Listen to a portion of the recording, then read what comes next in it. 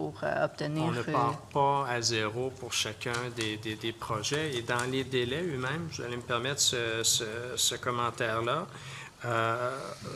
Je comprends là, que Stablex a fait les manchettes pendant les dernières semaines, mais il faut expliquer pourquoi on parle d'autant d'années entre le dépôt ou l'avis d'un projet à venir et la conclusion des dernières semaines. C'est que pendant quelques années, littéralement, le promoteur était sous l'impression qu'il y avait une entente avec la ville de Blainville. Donc, à partir du moment où on travaillait avec ce scénario-là, ça n'a pas permis le développement d'un autre scénario. Si cette conclusion-là avait été connue dès le départ, c'est-à-dire un retrait de la ville de l'entente qui avait été signée, convaincu que les délais auraient été utilisés là, davantage de façon plus proactive. Mais la Ville a réagi ainsi suite aux informations qu'elle a obtenues lors des audiences du BAP.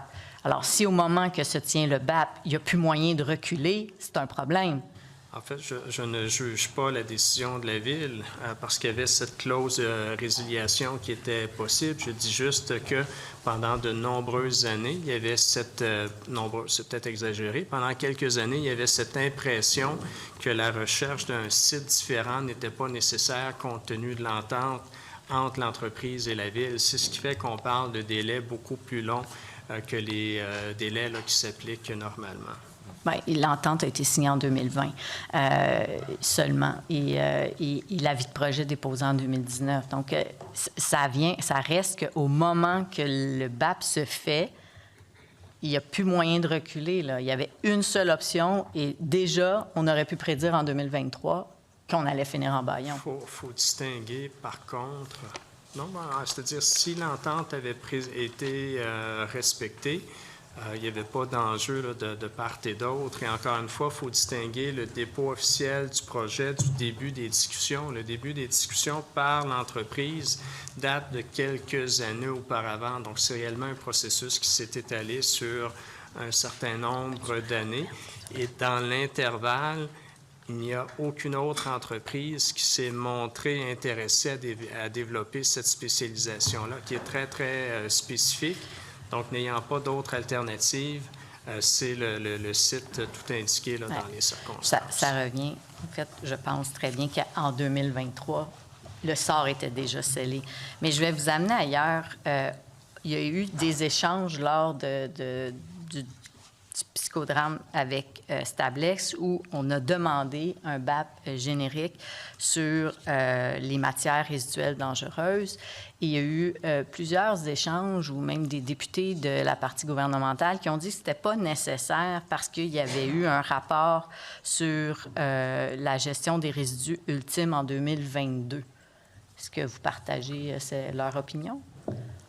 Lors de l'étude de crédit, lors de l'étude de crédit, mais lors de l'étude détaillée du projet de loi 81, on a bien mentionné qu'effectivement, il y a eu cette étude faite encore récemment, qu'on n'était pas fermé à l'idée d'analyser d'autres opportunités.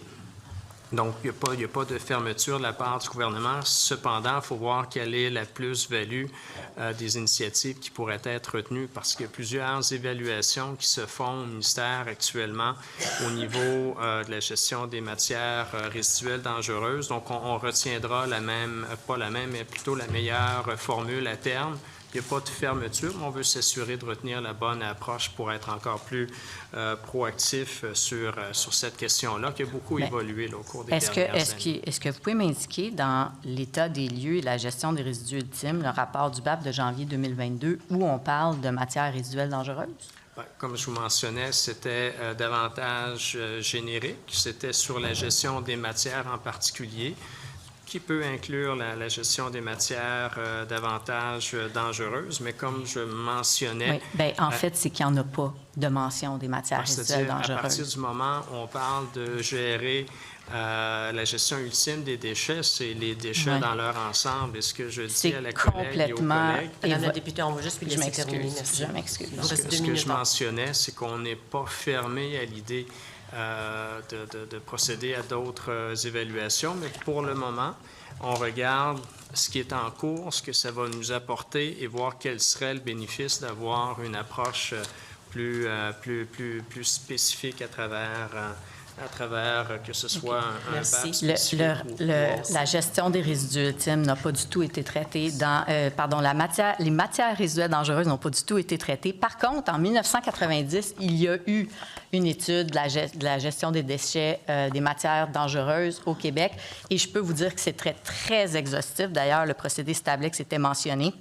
Il n'y a rien de tel dans le rapport du BAP. Il mentionne pourtant beaucoup de matières très détaillées, mais les matières résiduelles dangereuses sont complètement omises, à l'exception de, on mentionne qu'elles peuvent être incinérées, mais c'est tout.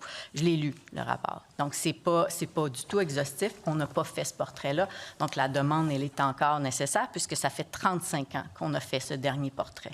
Peut-être, sans vouloir contredire, apporter un complément d'information à la collègue. Il y a un portrait sur la gestion des matières qui a été fait, un portrait là, qui couvrait les périodes 2012 à 2018. Ce qu'on a réitéré depuis, c'est que c'est une priorité pour le gouvernement. Puis au départ, et dès le départ plutôt, ça a été mentionné là, qu'on est prêt à envisager différentes avenues. Et au niveau de la gestion des matières résiduelles, la collègue va me dire que ce sont des dossiers différents, mais ça fait partie de la grande famille des matières résiduelles. Il y a énormément de réformes qui sont en cours ou qui sont en application, que ce soit la traçabilité des sols, que ce soit la collecte sélective, que ce soit la consigne, que ce soit la gestion de la matière organique. Donc, ce sont tous des types de matières résiduelles. Dans le rapport du BAP, il n'y a aucune mention des matières résiduelles dangereuses, alors qu'en 1990, on faisait un portrait très exhaustif. C'est ce portrait-là qu'on a besoin aujourd'hui. Merci, Madame la Présidente. Le temps étant écoulé,